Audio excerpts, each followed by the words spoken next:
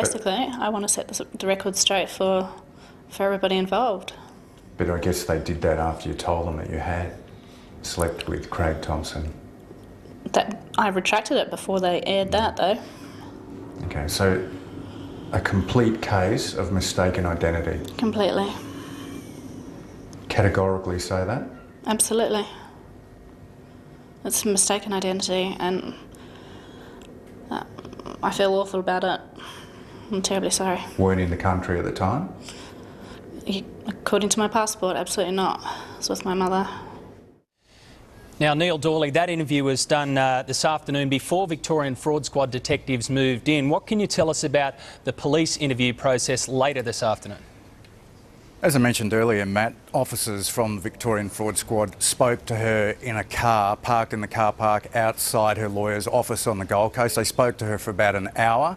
Now, it's my understanding that she signed documents in front of those officers, which basically went over all the reasons she told us why she'd changed that sworn statement. Now, again, it's my understanding that those officers are now on their way back to Victoria. So you spent a fair bit of time with this woman this afternoon. How can we be convinced that she is now telling the truth? Well, I guess I asked the question, she said she was telling the truth, and as you heard there from a lawyer, now because she has changed that sworn statement, she can face up to 7 years in jail. I think it's fair to say that this woman simply wanted the chance to dig herself out of a hole and set the record straight. And she has given a pretty clear apology to Craig Thomson. Have we heard from Mr Thomson today? We have, Matt, and there's a statement out. Today Tonight has spoken to Craig Thomson, and what he's saying is that he's relieved that the woman has come forward. He's yet to decide what action, if any, he'll take about these latest claims. Now, in regards to the woman, well, I guess now it's a matter of wait and see just what happens in regards to what the Victorian Police do in regards to her changing this sworn statement. OK, and let's just finally be absolutely clear. No money changed hands for that interview?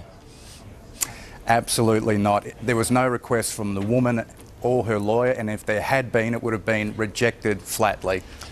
All right, Neil, thanks very much. Neil Dawley there. We'll leave it there for now. Obviously, this is an explosive revelation which you'll be hearing a lot more about over the coming days, and of course we'll have more on it tomorrow night as well. But right now, let's take a break on Today Tonight. Well, last night we brought you an interview with the former prostitute embroiled in the Craig Thomson affair. In the story, she apologised to Thomson and retracted allegations that she slept with him. Well, tonight, reporter Neil Dawley has the latest claims and counterclaims. I think it was just eating her up. There's no victory here in this for me in any sort of way, shape or form, except for clearing my name, and I'm hoping that Craig Thomson can get on with his life.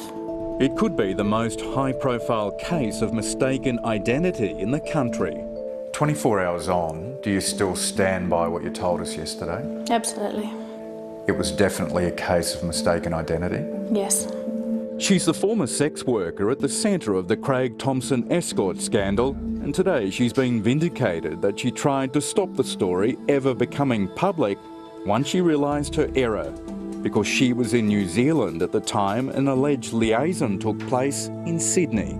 I have nothing to gain from saying anything but the truth from this point, you know, and like I wasn't lying in the beginning. I quite honestly thought that this was the person that I had seen at the Western. It was just a case of mistaken identity, completely and utterly. A Current Affairs executive producer telling 3AW Radio's Neil Mitchell today that the woman had indeed tried to go back on her story 2 days before he took the allegations to Craig Thomson. What date did you see Craig Thomson? It was the 23rd of May, I think it was. Did you tell him that the prostitute that had recanted in the way she had? No, because I didn't go into that detail because it was clear to me that she just got herself into a mad panic. There's no mention that Craig Thomson's addressed apartment was a trigger, none. Her lawyer, Michael McMillan, says his client withdrew her statement for one reason, and one reason only, and that was she'd made a mistake. She has a Never wavered at all, and she's never wanted anything for it. No kudos, no money, no benefit. This has been entirely an exercise by her wanting to get this off her chest. It never caused her to deviate from the course she told me she wanted to take, and that was to fix this problem. Something she tried to do 2 days prior to her claims being put to Craig Thomson and then being alluded to on a current affair. But she said to you, I don't want to go ahead with it, but you've still gone to the office and used what she's told you. No. Yes, but Neil, we've not broadcast. Let's just take a deep breath. Yeah, but you've used it with Craig Thomson.